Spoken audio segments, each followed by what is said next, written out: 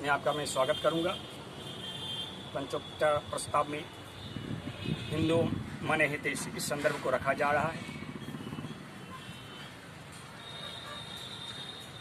विचारणीय तथ्य है कि हिंदू शब्द सिंधु शब्द का भ्रंश नहीं, इस तथ्य को हम लोग प्रस्तुत करें। तो उच्चतम न्यायालय ने उच्चतम न्यायालय ने 11 दिसंबर 1995 को लिखित रूप से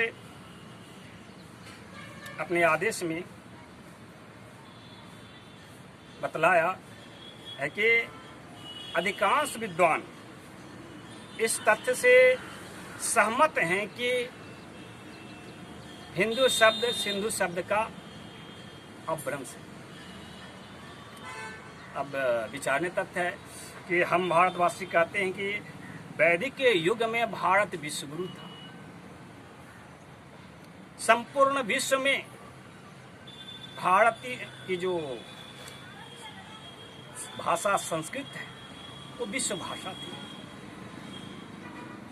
अब भारत जो है आपके भारत की आज ही प्रतिष्ठा इसकी सभ्यता और संस्कृति के कारण है।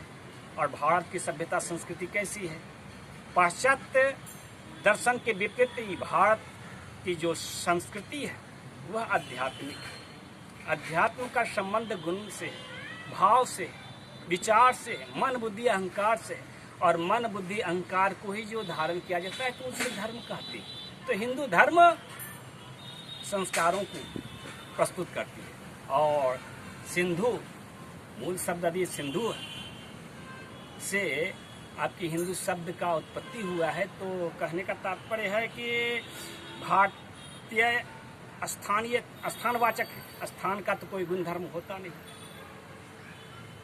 जैसे जर्मनी में पैदा होने वाला जर्मन हो सकता है, अदे इटली में पैदा होने वाला इटालियन हो सकता है, क्योंकि स्थानवाचक है। वहाँ का दर्शन ही वही। पाश्चात्य दर्शन में यही सिखलाया जाता है, भौतिकवादी दर्शन होता है। अब भारत में ऐसा नहीं। भारत में आप काली के उपासक हिंसक काली संप्रदाय कहलाता है, कौलाचारी संप्रदाय कहता है, तामसिक है, तमोगुनी का पालिक होती, ये सब हिंसक। अब वैष्णवी संप्रदाय है, शैव संप्रदाय है, ब्राह्मण है, सभी की विचारधारा अलग अलग है। बहुत सांस्कृतिक बहुत धार्मिक देश भारत में वह कौन सी सूत्र है, वह कौन सा संकल्प है जिससे वह अपने आप को हिंदू के रूप में प्रस्तुत करता है?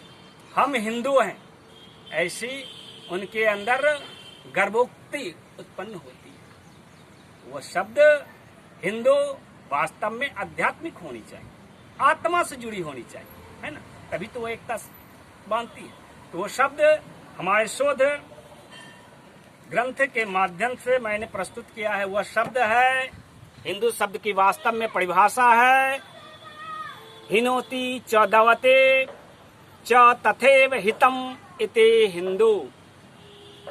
संक्षेप में हिताय द्विते दवते दुनेते इति हिंदू।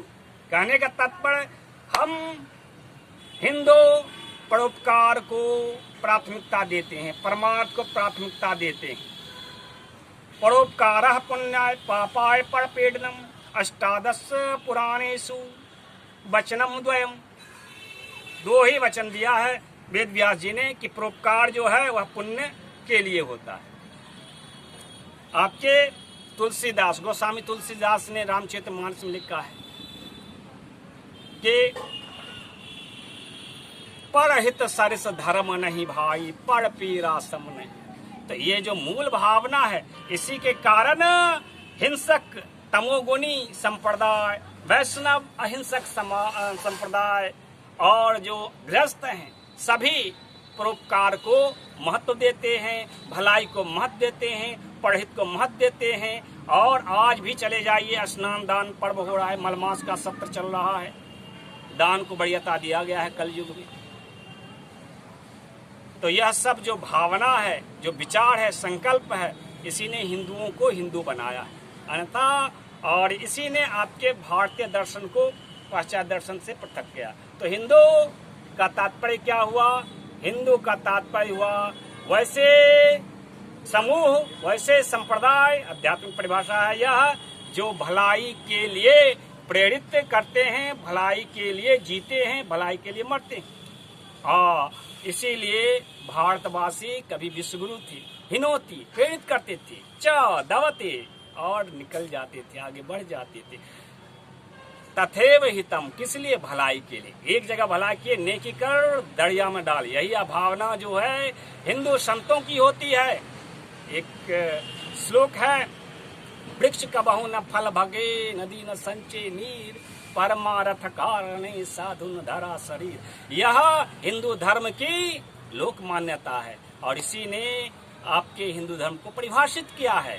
आपकी गीता का श्लोक है, क्या है? जो आपके जीवन शैली, हिंद कहते हैं मतलब कि हिंदुत्व जो है एक जीवन शैली है, मैं इसको भी इनकार करता हूँ। वह सिर्फ हिंदू धर्म की संस्कार को परिभाषित करते हैं। गीता के श्लोक है, ओम तत्सत् इति निर्देश ब्रह्मणा त्रिविध स्मृतः ब्राह्मणस्तेन वेदाश्च यज्ञाश्च विहिता पुरा। इसके माध्यम से ओंकार का, तत्व का और सत्य का विस्तार से स्वरूप किस रूप में प्रकट किया गया? ब्राह्मण के रूप में, वेद के रूप में और यज्ञ के रूप में प्रस्तुत किया गया। आज और संक्षेप में इसी ने आपका हिंदू धर्म को मान्यता जो थी, मूल संकल्प जो था, हिनोती यज्ञ के पूर्व यज्ञ साम गायन किया जाता है, उसका 5 चरण होता है, उनमें से प्रथम चरण होता है हिंकार। यही वो मूल संकल्प है, यज्ञ संकल्प है, जिसने वेद व्यास जी को प्रेरित किया कि उन भारतवासियों का नामकरण, भारतवासियों का धर्म का नामकरण हिंदू किया जाए। हितेहा धर्मो अयम सर्ववारणिक, भागवत पुराण की यह 11वें स्कंद की आपके 17वें 21वें अध्याय और 17वें श्लोक है। जय जय श्री